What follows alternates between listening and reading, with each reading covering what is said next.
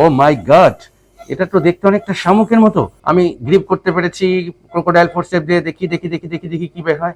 ও মাই god, absolutely এটা তো শামুকই আসলে। প্রশ্ন হলো যে আপনার কানের ভিতরে এই শামুক গেল কিভাবে?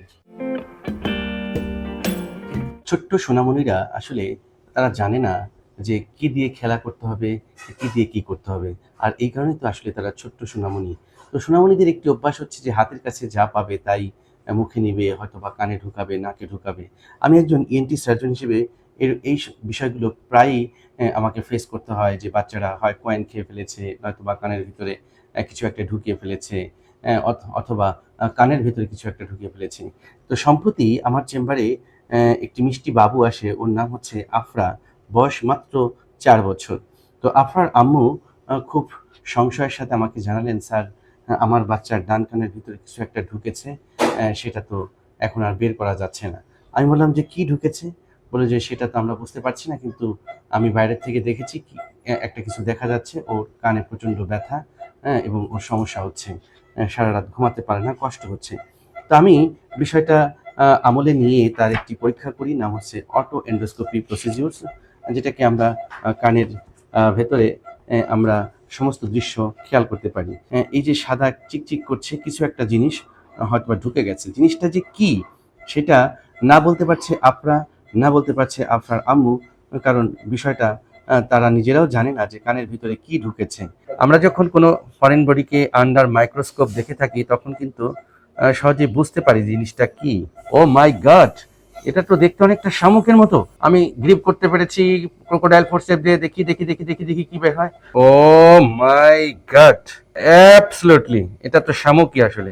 আমি ওর আম্মুর কাছ থেকে জানতে চাই যে কিভাবে আফরার কানের মধ্যে এরকম একটি শামুক ঢুকলো। বাচ্চাদের কান থেকে জীবনে বহু কিছু আমি বের করছি। হ্যাঁ, এর আগে একটা জীবন্ত পোকা বের করছি, তারপর পেন্সিল, রাবার, পুঁতি, বোতাম, মানে খেলনার পিস্তলের রাবার, এরকম বহু কিছু বাচ্চারা ঢুকায় থাকে কানের ভিতরে খেলতে খেলতে।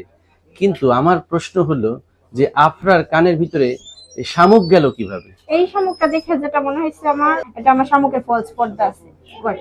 হ্যাঁ, ওই ফলস পর্দা থেকে একটা একটা করে ছিঁড়ে, সেই ছিঁড়ার পরে হয়তো বা কোনোভাবে কিছু করছে।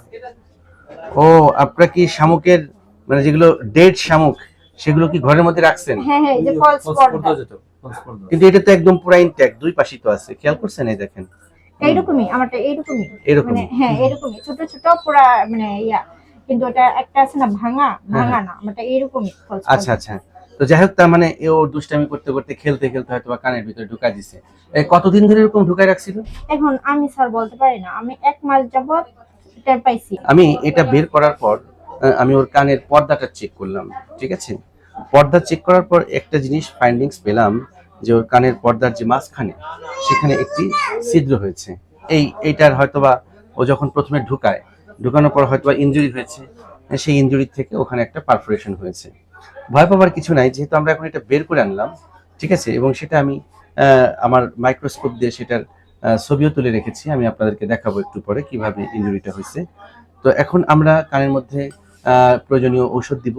তো দেখা যায় যে ট্রমাটিক যে পারফোরেশন, অর্থাৎ কোনো কিছুর আঘাতে যদি পর্দাটা ছিঁড়ে যায়, ফেটে যায়, সেটা কিন্তু ন্যাচারালি 4 থেকে 6 সপ্তাহের মধ্যে হিল হওয়ার একটা প্রবণতা থাকে। কিছু কিছু ক্ষেত্রে দেখা যায় যে সেকেন্ডারি ইনফেকশন হলে সেটা হিল হতে চায় না, তখন পরবর্তীতে সেটা রিপেয়ার করার প্রয়োজন হবে।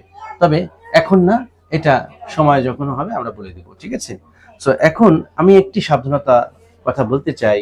এই যে যে বাচ্চারা হরহামেশায় খেলনা, পুঁতি, বিভিন্ন কিছু হাতের কাছে যা পায় তাই কানের ভিতরে ঢুকিয়ে দেয়, এবং সেখান থেকে যে কত রকম ভোগান্তি হতে পারে সেটা আজকের এই চিত্রটা না দেখলে আসলে হয়তো আপনারা বুঝতে পারতেন না। তো আমি বলবো, বাচ্চাদের, শিশুদের হাতের নাগালের বাইরে ঘরের তৈজসপত্রগুলো রাখবেন, যাতে করে বাচ্চাদের এই জাতীয় সমস্যা না হয়। আসলে আমরা সচেতন হই, কারণ সচেতনতার পরে আমাদেরকে মুক্তি দিতে